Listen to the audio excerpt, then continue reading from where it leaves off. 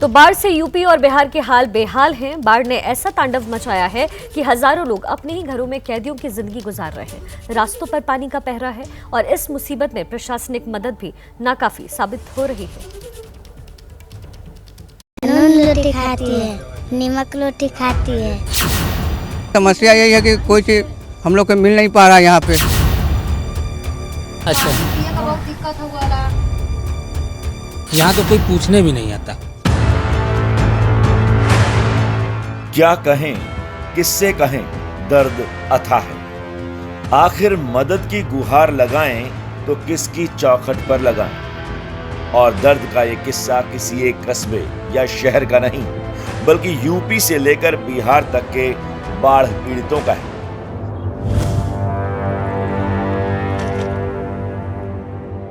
सबसे पहले चलिए वाराणसी के नक्की घाट इलाके में, जहां गंगा और वरुणा नदी में आए सैलाब ने लोगों पर ऐसा सितम ढाया है कि लोग अपने ही घरों में कैद होकर रह गए हैं।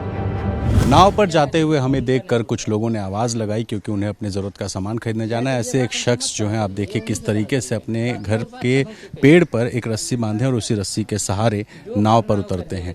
हाथों में झोला रहता है और इसी झोले को लेकर ये लोग यहाँ से निकलते हैं और बाज़ार की तरफ जाते हैं। और बाज़ार जा कर के ये सारे लोग जो हैं अपने घर का जो भी राशन है, ज़रूरी सामान है, वो खरीदते हैं। और घर के बाकी सदस्य देखिए जो फर्स्ट फ्लोर है वहाँ पर रह रहे हैं। क्या अपने घर का सामान लेने जा रहे हैं? सामान लेने जा रहे हैं, दवा भी लेने जा रहे हैं बच्चों का। क्या किसकी तबीयत खराब है? दो बच्चों की तबीयत खराब है। एक लड़का वो है, एक लड़की है। हाँ, क्या हुआ उसको? वही बुखार है और थोड़ा दाना हाथ में फर गया है। तो बाढ़ के पानी वगैरह की वैसे दिक्कत हो रही है इसके? वही तो दिक्कत हो ही रही है। क्या किया जाए, सुबह से इंतजार कर रहे हैं नैया का। अभी आ रहे हैं तो लोग अब जा रहे हैं। घरों की पहली मंजिल डूब चुकी है और अब लोगों में प्रशासन से मिलने वाली मदद की उम्मीदें भी डूबने लगी हैं। सबसे ज्यादा तकलीफ में वो हैं जिनके घर में कोई बीमार है। नाव देखकर एक बुजुर्ग शख्स ने अपील की कि उनको भी नाव में बिठाया जाए, क्योंकि तबीयत खराब है। और देखिए कि यहाँ पर काफ़ी सारे जो घर के मेंबर्स हैं वो छत पर रह रहे हैं। उन्होंने यहाँ पर नाव बुलाई, हम भी उसी नाव पर मौजूद हैं और यहाँ पर इनको लेकर के अब लोग डॉक्टर के यहाँ जाएंगे। इनसे पूछते हैं, आपकी तबीयत खराब है? मेरे नाती की तबीयत खराब थी, जो है कल उनको जो है 1 घंटे के बाद नाव आया, फ़ोन किए थे तो उसके बाद जो है कि उनको ले आकर हॉस्पिटल में जो है दवा दिया, इंजेक्शन लगा के फिर उसके बाद घर पे उनको लेके आए हैं। अब जा रहे थे देखने के लिए, सुबह में 9 बजे से अब तक बैठे हैं नाव के लिए। नाती मेरा शक्कर तालाब में इस टाइम है। और सिर्फ बनारस ही नहीं, बांदा से लेकर बस्ती और बस्ती से लेकर गाजीपुर तक लगभग बाढ़ का यही दंश लाखों की आबादी झेल रही है। नदियों का पानी कटान की वजह बन रहा है और हालात का मारा गरीब अपने भाग्य के लिखे को काट नहीं पा रहा। बाढ़ ने घर बार तो छीन ही लिया, अब खतरा एक अदद निवाले पर भी आन पड़ा है। खाने के दिक्कत होती है, रहने की दिक्कत, साफ बिछा के डर लगती है। नून रोटी खाती है, नमक रोटी खाती है।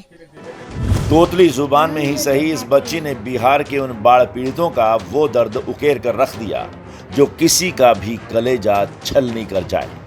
लेकिन अफसोस कि जिस शासन को इनकी सुध लेनी थी, उसने ही इन्हें मटमैले पानी के बीच लाचार, हताश और परेशान छोड़ दिया है। ये राजू प्रसाद हैं, उनका परिवार है, छोटे छोटे बच्चे हैं।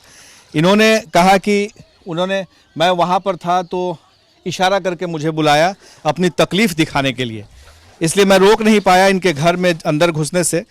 और मैं आपको दिखा रहा हूँ कि कैसे ये लोग रहते हैं। एक छोटा सा घर है और घर के अंदर में ही मवेशी भी है। और यहीं पर आप लोग यहाँ पर भैंस रखे हैं। भैंसी भी अजे पर आए, अभी अजे पकाए पकिया करते हैं। एक दिन पकाते, 2 दिन भूखे रहते आ रहे हैं। बच्चा के लेके कूड़ करके रह रहे हैं घर में। आप क्या करें? बेटा क्या नाम हुआ आपका? क्या तकलीफ होती है आपको यहाँ पर? दीपक कुमार। अच्छा, क्या क्या दिक्कत होती है? रहे के जगह नहीं है, सांप बिच्छा रात खेलता है, खाना पीना नहीं मिलता है। आगे आओ, क्या? हाँ बताओ, क्या बोल रहे हैं? सांप बिच्छा आता है रात का, खाना पीना नहीं मिलता है। प्रयागराज वाराणसी में तबाही मचाते हुए गंगा जब आगे बढ़ी और पटना तक पहुंची, तो फिर उसने नेशनल हाईवे 30 के आसपास के गांवों में प्रलय मचा दी।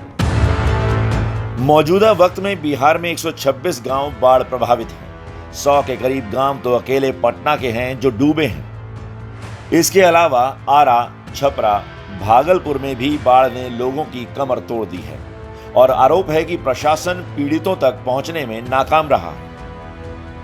खुद सीएम नीतीश बाढ़ प्रभावित इलाकों का जायजा ले रहे हैं, अधिकारियों को निर्देश दे रहे हैं, लेकिन उनकी ये कोशिश रस्म अदायगी से ज्यादा कुछ साबित नहीं हो रही और लोग अब भी पानी के बीच फंसे हुए हैं।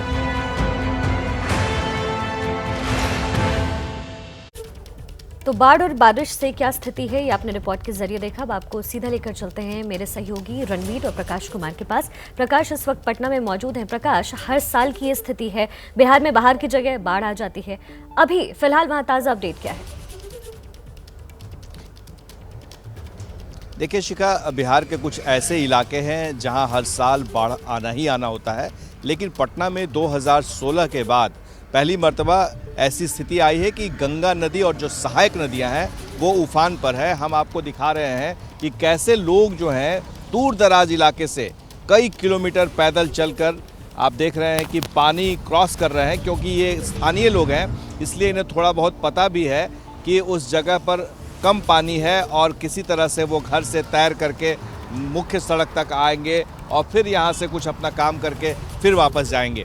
यही आप देख लीजिए पूरा इलाका है, पटना से सटे गांव जितने भी आप देख रहे हैं उसमें देखिए ये पुनपुन नदी के किनारे में बसा हुआ है। आप देखेंगे कि कुछ नाव है जिस पर सवार होकर के लोग अपने घर का रोज़मर्रा का सामान लेने के लिए किसी तरह से 4 लेन पर आते हैं। जहाँ पे मैं खड़ा हूँ ये काफ़ी व्यस्त सड़क है और इसके किनारे में चारों ओर पानी का सैलाब दिख रहा है।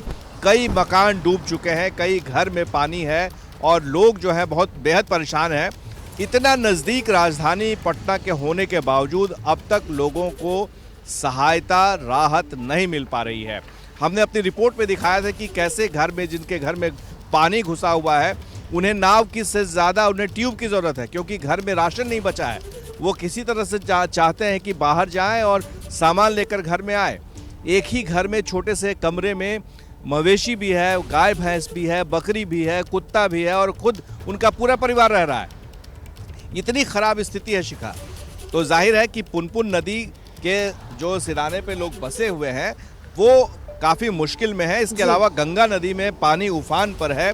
जो दियारा इलाका है, गंगा नदी के उस पार का इलाका, उसकी स्थिति बेहद ख़राब है। करीब पटना में ही 3 लाख से ज़्यादा लोग बेघर हो चुके हैं और राहत शिविर में शरण ले रहे हैं। उनकी सहायता करने की कोशिश की जा रही है। शिखा।